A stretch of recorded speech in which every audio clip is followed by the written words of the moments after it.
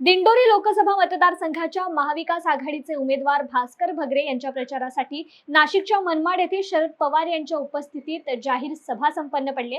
10 वर्षांपासून असलेले भाजपचे सरकार फसवेगिरीचे सरकार आहे, त्यांच्यावर विश्वास ठेवू नका। माझा आदिवासी हा सारा जग सांभाळतो म्हणून आदिवासी समाजाचा उमेदवार दिंडोरी मतदारसंघात दिलाय असं ते म्हणाले। तर नाशिक जिल्ह्यात क्रांती झाल्याशिवाय राहणार नाही। आज नगर परिषद, महानगरपालिका, जिल्हा परिषद सर्वच निवडणुका थांबवल्यात। भविष्यात ते सर्वच निवडणुका बंद करतील। यामुळे या मोदी सरकारला सत्तेतून खाली खेचण्याची वेळ आली आहे असं स्पष्ट मत शरद पवार यांनी व्यक्त केलंय।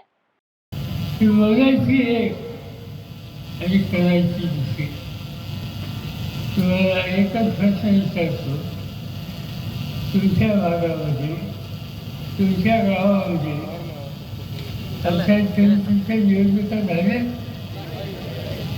जिल्हा परिषदेच्या निवडणुका झाल्या, तर कशाच्या निवडणुका झाल्या?